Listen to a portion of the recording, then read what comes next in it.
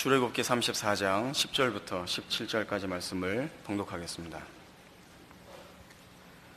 여호와께서 가라사대 보라 내가 언약을 세우나니 곧 내가 아직 온 땅 아무 국민에게도 행치 아니한 이적을 너희 전체 백성 앞에 행할 것이라. 너의 머무는 나라 백성이 다 여호와의 소위를 보리니 내가 너를 위하여 행한 일이 두려운 것임이니라. 너는 내가 오늘 네게 명하는 것을 삼가 지키라. 보라 내가 내 앞에서 아모리 사람과 가나안 사람과 헷 사람과 브리스 사람과 히윗 사람과 여부스 사람을 쫓아내리니 너는 스스로 삼가 내가 들어가는 땅의 거민과 언약을 세우지 말라. 그들이 너희 중에 올무가 될까 하노라. 너희는 도리어 그들의 단들을 헐고 그들의 주상을 깨뜨리고 그들의 아세라 상을 찍을지어다. 너는 다른 신에게 절하지 말라. 여호와는 질투라. 이름하는 질투의 하나님이니라. 너는 삼가 그 땅의 거민과 언약을 세우지 말지니 이는 그들이 모든 신을 음란히 섬기며 그 신들에게 희생을 드리고 너를 청하면 내가 그 희생을 먹을까 함이며 또 내가 그들의 딸들로 내 아들들의 아내를 삼음으로 그들의 딸들이 그 신들을 음란히 섬기며 내 아들로 그들의 신들을 음란히 섬기게 할까 함이니라. 너는 신상들을 부어 만들지 말지니라. 범죄한 이스라엘에게 하나님께서 저들의 죄를 용서하실 뿐만 아니라 다시 이스라엘과의 원래 관계, 하나님이 약속하셨던 그 관계를 회복하시고 그 관계를 분명하게 하시는 말씀을 주시는 장면입니다. 원래 언약을 맺을 때는 서로 쌍방 간의 합의가 있고 내용상의 합의가 있고 그 내용이 유지되기 위해서는 쌍방 간에 지켜야 할 책임이 있는 법입니다. 하나님께서 이스라엘의 하나님이 되고 이스라엘이 하나님의 백성이 되기 위해서 이 합의한 내용에 하나님은 진실이 이스라엘 백성에게 대하실 것이요 이스라엘도 하나님 앞에 진실하게 책임을 지켜야 할 것입니다. 그러나 우리가 아는 대로 이스라엘은 범죄하여 금송아지 사건으로 이 계약을 파기하기에 이릅니다. 하나님께서는 진노하셨지만 진노하신 대로 끝을 내지 아니하시고 이스라엘 백성을 용서하시며 그 원래의 약속, 이스라엘의 하나님이 되고 이스라엘을 자신의 백성으로 삼는 일을 다시 한번 견고케 하여 분명한 그 관계를 여기 선포하십니다. 그것이 오늘 10절 말씀입니다. 여호와께서 가라사대 보라 내가 언약을 세우나니 곧 내가 아직 온 땅 아무 국민에게도 행치 아니한 이적을 너희 전체 백성 앞에 행할 것이라. 너희 머무는 나라 백성이 다 여호와의 소위를 보리니 내가 너를 위하여 행할 일이 두려운 것임이니라. 그런데 이 하나님께서 새로 회복하시는 이 약속, 이 언약은 내용에 있어서는 다를 것이 없습니다. 하나님이 원래 이스라엘 백성에게 약속하시고 찾아오신 그대로 하나님이 이스라엘의 하나님이 되어 이제 그 허락하는 땅에 인도하고 그 땅 백성들로 하여금 하나님이 어떻게 위대하신 분인가 그리고 이스라엘의 하나님인가를 보이실 것이라고 합니다. 그러면 무엇이 처음 그 이스라엘 백성이 파기하기 전에 언약의 내용과 또 이 새롭게 하나님께서 회복하시는 언약 사이에 차이가 되는가?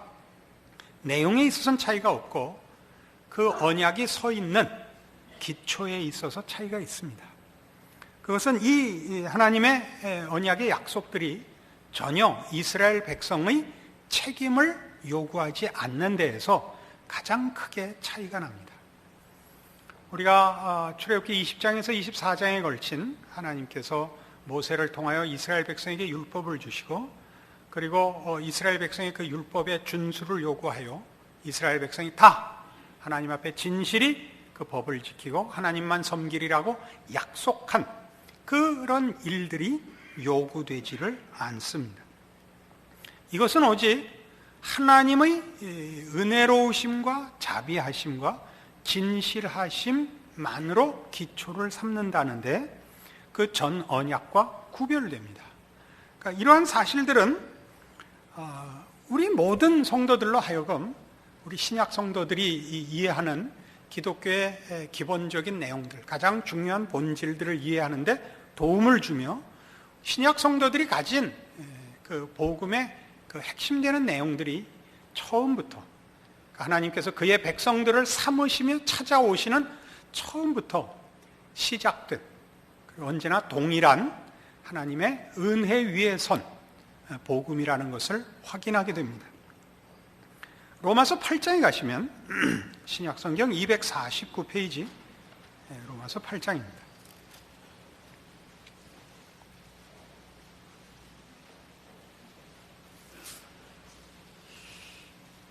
로마서 8장 1절 그러므로 이제 그리스도 예수 안에 있는 자에게는 결코 정죄함이 없나니 이는 그리스도 예수 안에 있는 생명의 성령의 법이 죄와 사망의 법에서 너를 해방하였습니다. 율법이 육신으로 말미암아 연약하여 할 수 없는 그것을 하나님은 하시나니 곧 죄를 인하여 자기 아들을 죄 있는 육신의 모양으로 보내어 육신의 죄를 정하사 육신을 쫓지 않고 그 영을 쫓아 행하는 우리에게 율법의 요구를 이루어지게 하려 하심이니라. 이 로마서 8장 1절에서 이 4절까지 지금 제가 봉독한 내용이야말로 기독교 신앙의 진수를 피력한 것입니다. 그러나 대부분의 성도들은 이 말씀이 갖는 그 중요함과 위대함을 다 누리지 못하는 것으로 보입니다. 기독교 신앙을 소유한 신자들이 그 신앙을 실천하며 영위에 나가는 데 있어서 늘 걸림돌이 되는 것은 자책감일 것입니다. 내가 이 모양 이 꼴인데도 하나님의 자녀라고 말할 수 있는가? 하나님이 아직도 나를 사랑하실 것인가? 내 기도를 들으실 것인가? 이런 부분이 가장 크게 우리 모두의 그 신앙을 의심케 하는 주범입니다. 지금 여기 로마서 8장이 선언하는 것은 그리스도 예수 안에 있는 자, 곧 우리가 말하는 보통 예수를 믿는 자, 구원을 얻은 자들은 정죄함이 없습니다. 여기서 정죄함이 없다는 것은 아무거나 해도 된다는 뜻이 아니라 정죄라는 것이 적용되는 법적 관계에 있지 않다라는 뜻입니다. 우리는 더 이상 하나님과의 관계에 있어서 잘잘못을 따질 때 법적으로 근거하여 평가받지 않습니다. 우리는 하나님의 우리의 이해를 돕기 위한 표현입니다. 혈육입니다. 여러분 생각해 보십시오. 여러분의 자녀를 다룰 때 여러분 법으로 다루지 않습니다. 어떤 경우엔 법보다 더 무서운 기준을 세웁니다. 그것은 부모가 가지는 어떤 수준과 목표를 위하여 법으로는 죄가 아니지만 그러나 부모가 볼 때는 참을 수 없는 것들이 있어서 여러분 자녀들을 꾸중도 하고 매질도 할 수 있습니다. 그러나 여러분 자녀가 잘못했을 때 그 잘못을 우리는 법적으로 매정하게 처벌하지 않고 물론 법보다 우리가 더 무섭게 꾸중하기도 합니다. 그러나 우리는 그 관계를 깨지 않습니다. 자녀가 어떠한 죄를 져도 우리는 자녀와 부모 사이를 끊지 못합니다. 그래서 우리는 자녀를 포기하지 않습니다. 어느 부모든지 자녀를 위하여 대신 죽을지언정 자녀를 죽게 놔두지는 않습니다. 이것이 여기서 말하는 그리스도 예수 안에 있는 자에게는 결코 정죄함이 없다는 뜻이요, 우리가 지금 출애굽기 사건에서 보는 놀라운 일입니다. 뭐요? 하나님께서 그의 백성을 삼으실 때 그의 백성에게 자격과 조건을 요구하지 않고 하나님만이 이유가 되고 자격이 되고 조건이 되어 이 관계를 성립시킨다는 말입니다. 그래서 여기 예수 그리스도 안에 있는 자에게라는 말이 여기 가장 중요한 표현인 것입니다. 예수 안에 있다는 것은 하나님과 우리의 사이의 관계를 성립시키기 위하여 하나님이 홀로 모든 조건과 근거를 제공했다는 뜻입니다. 하나님이 성부 하나님께서 성자 하나님을 보내어 우리를 구원하사 우리를 자기의 자녀로 삼으시는 것입니다. 이것이 기독교 복음이요, 우리가 믿는 믿음의 핵심입니다. 우리가 내놓은 것은 아무것도 없습니다.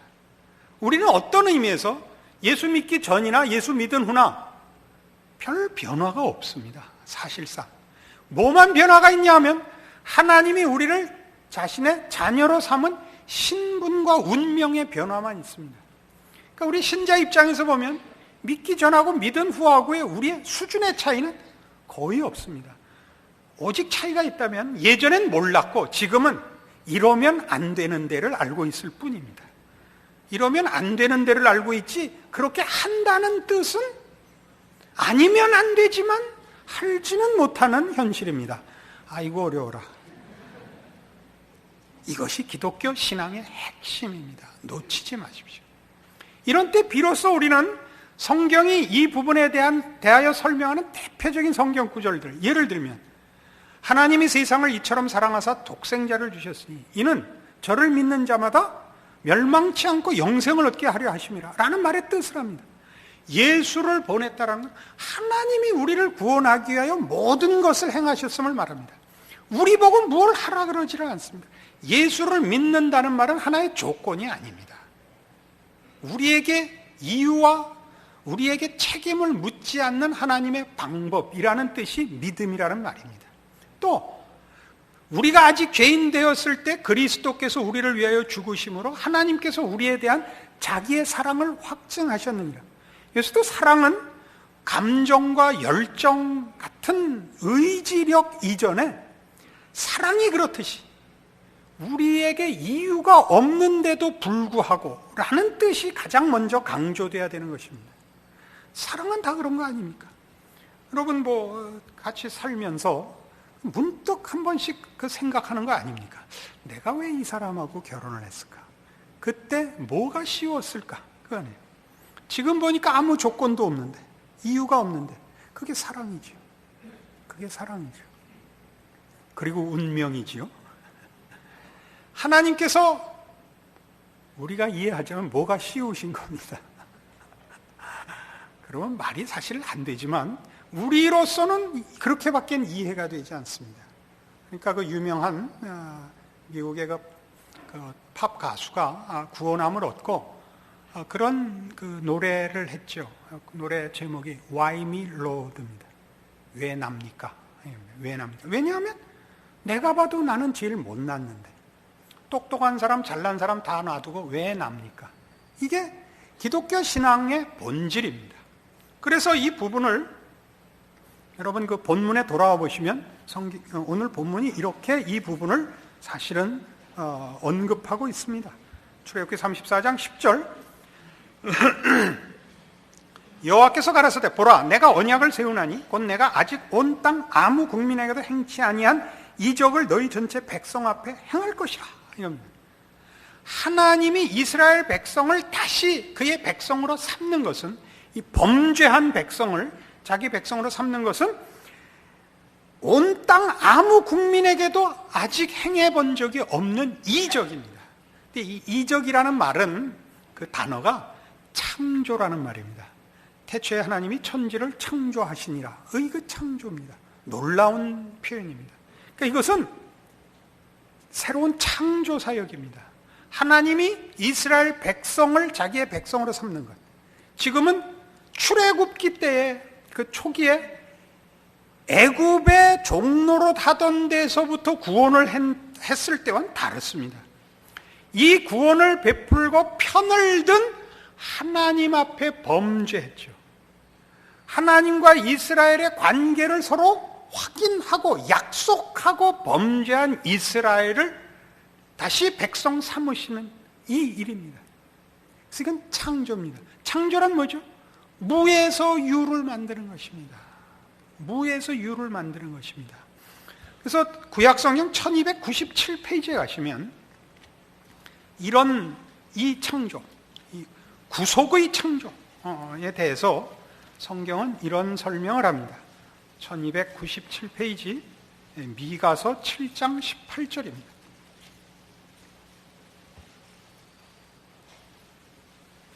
미가서 7장 18절 주와 같은 신이 어디 있으리까?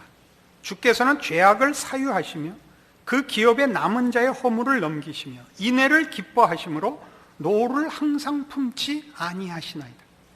다시 우리를 긍휼히 여기셔서 우리의 죄악을 발로 밟으시고 우리의 모든 죄를 깊은 바다에 던지시리이다. 자, 여기 주와 같은 신이 어디 있습니까? 라는 것은 정말 경악스러운 그 놀람입니다. 하나님의 그 경탄할 만한 부분이 뭐죠? 앞뒤가 안 맞는 은혜입니다. 이유와 조건에서 없는 정도가 아니라 오히려 더 마이너스 무한대로 가야 옳은 우리를 하나님이 구원하시며 사랑하시는데, 그걸 어떻게 표현하죠? 주께서는 죄악을 사유하시며 허물을 넘기시며 인애를 기뻐하시고 노를 항상 품지 않습니다. 우리를 긍휼히 여기셔서 죄악을 발로 밟으시고 모든 죄를 깊은 바다에 던지우시는 분입니다. 그러니까 우리 보고 회개해라 회개해라 말하고 기회를 주고 기회를 주는 분이 아니라 더 가서 우리의 죄를 뽑으시고 던져버리시는 분입니다. 이것이 우리가 믿는 하나님입니다. 그러니까 기독교 신앙의 가장 중요한 근거와 내용이 뭐냐 그러면 우리가 믿는 하나님에 대한 이해입니다. 그 하나님이 어떤 하나님이냐 이거죠. 우리는 이미 이 출애굽기 34장에서 확인했죠. 범죄한 이스라엘을 용서하시고 돌이켜 주시기를 비는 모세의 기도에 나타나신 하나님은 당신을 뭐라고 선언하셨습니까? 여호와로라 여호와로라 은혜롭고 자비롭고 노하기를 더디하고 인자와 진실이 많은 하나님이로라, 이렇게 등장하셨습니다. 이 하나님이십니다. 우리가 믿는 하나님은 바로 그것이 우리의 이 역사 속에서 어떻게 증언됐느냐 하면 그의 아들이 이 땅에 오사 우리 죄를 지고 십자가에 죽으심으로 확인된 하나님의 사랑이며 하나님의 하나님 되심의 움직일 수 없는 증거입니다. 이것이 기독교를 성립시키고 우리의 신앙을 성립시키는 것입니다. 우리가 가지는 모든 신앙적인 내용들을 하나님이 이런 관계를 우리와 맺으시고 요구하시기 때문에 이제 바치는 겁니다. 그러니까 오늘 우리가 보는 이 출애굽기 34장 10절의 이 약속, 여호와께서 가라사대 보라 내가 언약을 세우나니 곧 내가 아직 온 땅 아무 국민에게도 행치 아니한 이적을 너희 전체 백성 앞에 행할 것이라 해놓고 그 후에 11절부터 26절에 걸치도록 뭐가 요구되느냐 하면 너희는 우상을 섬기지 마라, 너희는 여호와의 절기를 지키라 하는 내용들로 차 있습니다. 이것들은 더 이상 이 약속과 관계를 유지하는 조건이 아닙니다. 우리들이 무엇을 내야 이 관계가 성립하고 계속되는 것이 아니라 이 관계는 움직일 수 없는 것이기 때문에 요구되는 것들입니다.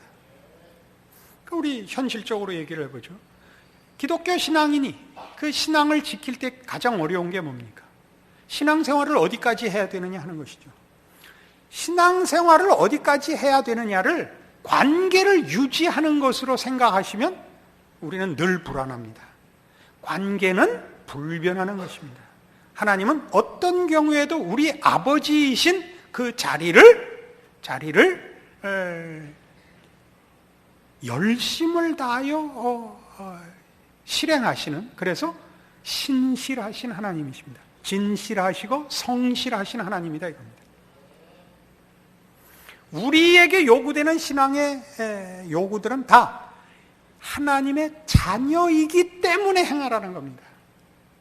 그것은 하나님의 자녀라는 우리의 신분이 갖는 우리만의 특권이요 우리만이 누리는 자랑이기 때문에 요구받고 있는 것입니다.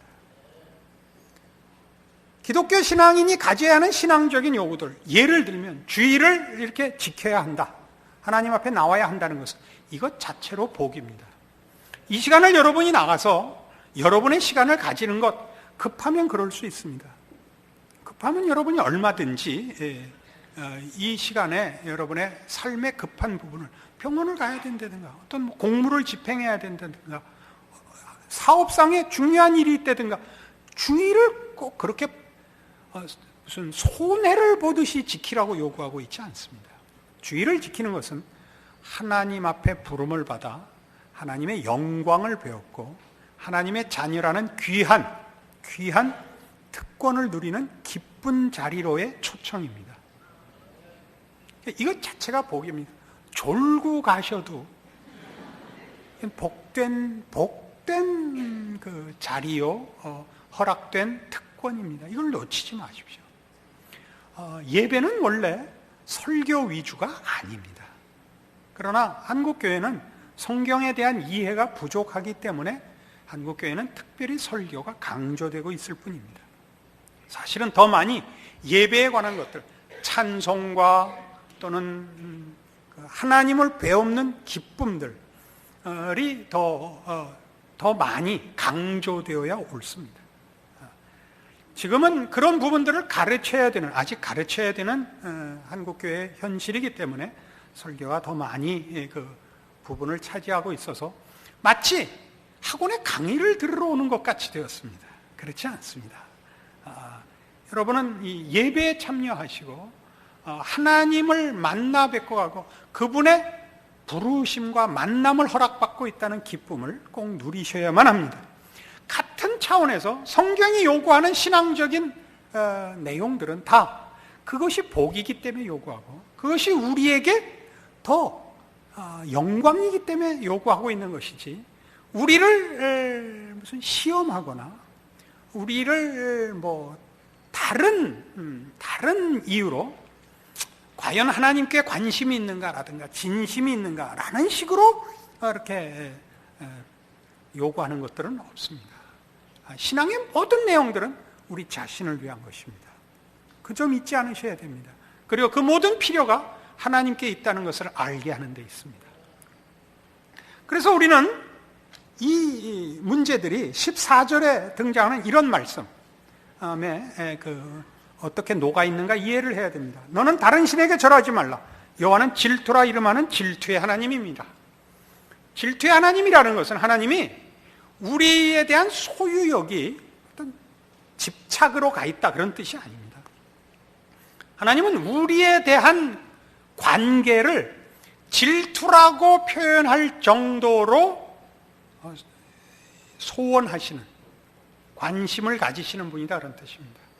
그래서 우리에게 요구하는 것도 이 질투라고 표현해야 맞는 식으로 하나님께만 집중할 것을 그래서 요구합니다. 이 부분을 우리가 잊지 않아야 됩니다. 이것은 말하자면 이 표현이 하나님께서 우리에게 요구하는 모든 것들은 그렇지 않으면 무슨 심판으로 혹은 형벌로 보응하겠다라는 뜻이 아니라 우리를 사랑하고 위하기 때문에 요구하는 것이다라는 표현입니다.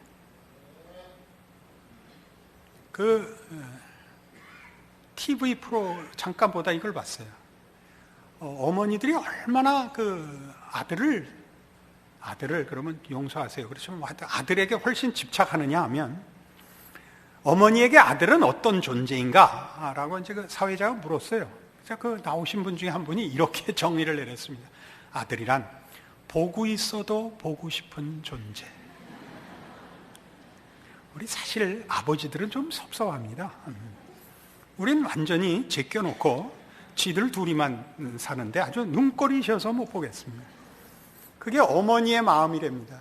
거기에 몇 천만 배를 더하시면 하나님의 마음이 될 것입니다. 보고 있어도 보고 싶은 존재. 그렇습니다. 그게 아마 질투라는 표현으로밖에 표현할 수 없었겠죠. 그래서 성경은 이걸 요구합니다. 1261페이지 구약성경 호세아 6장에 오시면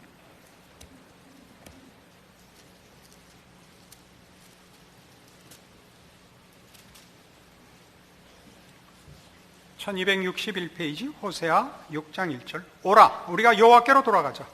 여호와께서 우리를 찢으셨으나 도로 낫게 하실 것이요 우리를 치셨으나 싸매어 주실 것입니다. 여호와께서 이틀 후에 우리를 살리시며 제3일에 우리를 일으키시리니 우리가 그 앞에서 살리라. 그러므로 우리가 여호와를 알자. 힘써 여호와를 알자. 그의 나오심은 새벽빛같이 일정하니 비와 같이 땅을 적시는 늦은 비와 같이 우리에게 임하시리라 하리라.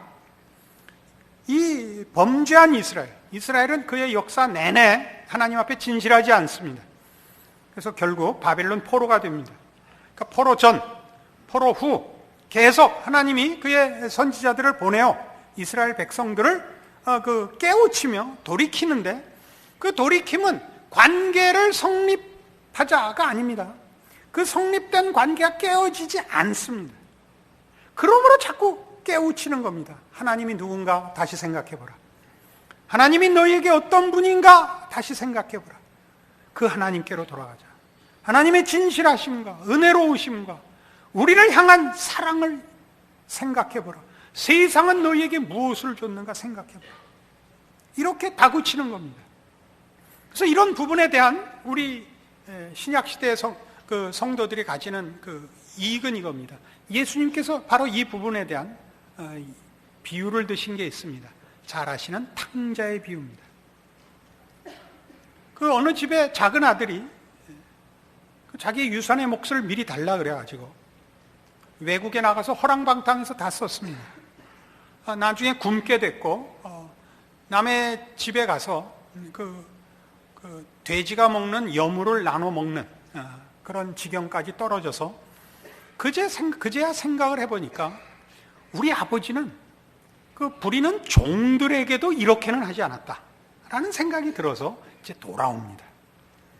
우리가 아는 대로 그 아버지는 늘 문 밖에 서서 그 아들이 돌아오기를 기다리는 아버지입니다. 그러니까 이 탕자의 비유에서 가장 우리의 그 이해를 돕기 위하여 현실적으로 생각해야 되는 게 뭐냐면, 홀로 나가 세상에선 다 뺏기고 대접 못 받고 굶어 죽게 되었는데, 생각해 보니까 우리 아버지는 종들도 이렇게 대접하지 않았다고요. 종들에게조차 후하게 해줬단 말이에요. 그래서 아들이 돌아와서 뭐라 그러냐면, 아버지라고 나는 말 못하겠고 자식으로 취급해달라는 말도 할 면목이 없습니다. 그저 종으로 취급해 주십시오. 왜? 우리 아버지에겐 종만 돼도 괜찮으니까. 아버지는 어떻게 했죠? 돌아온 아들을 아들로서 환영했습니다. 이걸 잊지 마십시오. 우리 하나님이 어떤 분인가를. 그 모든 인격이 없는 모든 창조 세계를 그의 자비와 은혜와 능력과 진실하심으로 지으시고 다스리사 인격이 없는 모든 존재들도 아름답고 영광스럽습니다. 드레핀 백합화를 보라. 이 한마디가 갖는 힘이 얼마나 큽니까? 우리는 그의 형상대로 지음받은, 그리고 그 아들을 보내어 구원한, 그렇게 사랑으로 확인한 그의 자식입니다. 여러분, 하나님 앞에 종으로 쳐주십시오 라고 생각하는 단계를 가질 필요가 있습니다.